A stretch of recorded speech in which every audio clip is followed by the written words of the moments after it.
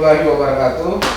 Alhamdulillah kita berjumpa lagi dalam update harian COVID-19 Aceh. Teman-teman pers yang saya hormati dan muliakan, kami informasikan perkembangan percepatan penanganan COVID-19 di Aceh per tanggal 10 April 2020. Kondisi jam 15.00 waktu Indonesia Barat berdasarkan laporan gugus tugas di 23 kabupaten kota se-Aceh.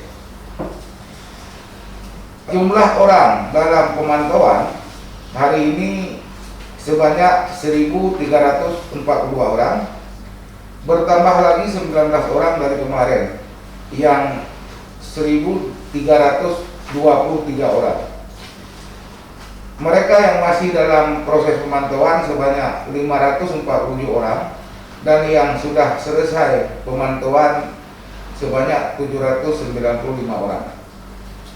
Sementara itu pasien dalam pengawasan atau kita singkat PDP berjumlah 60 orang, ada penambahan 1 orang hari ini.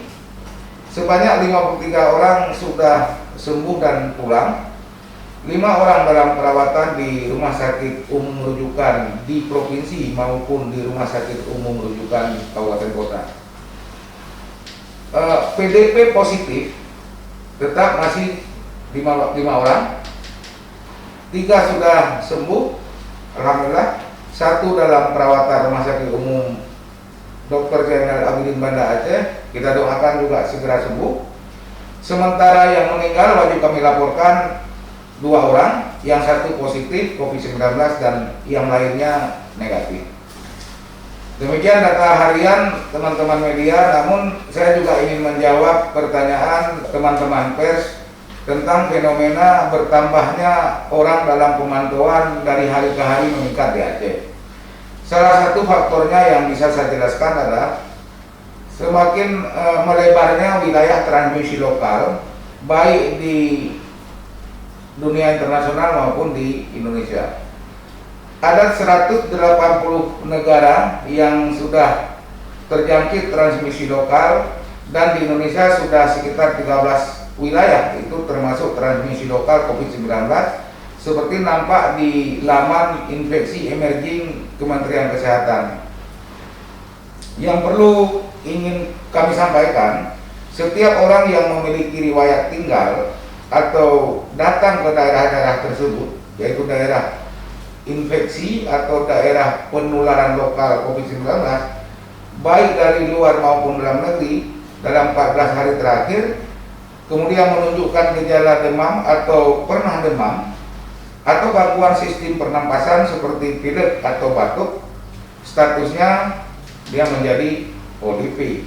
Namun kami ingin sampaikan kepada seluruh masyarakat Aceh, tidak perlu panik menghadapi ODP yang ada di desa masing-masing, namun tetap waspada, menjaga jarak, mendorongnya untuk berobat dan mendukungnya untuk melakukan isolasi mandiri selama 14 hari.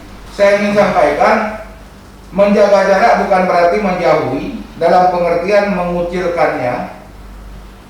Mengucilkan ODP justru tambah mempersulit keadaan. Ia tidak akan berani berobat dan cenderung mengurung diri di dalam kamarnya, dan efeknya berpotensi menjadi penularan berantai mulai dari keluarganya, tetangganya dan masyarakat sekitarnya. Tentu ini kondisi yang tidak kita harapkan. Karena itu partisipasi masyarakat mendukung setiap orang yang sakit ini untuk memang memeriksa diri ke pusat pelayanan kesehatan terdekat dengan rumahnya. Dan sakit, sekali lagi ingin saya sampaikan, bukanlah aib.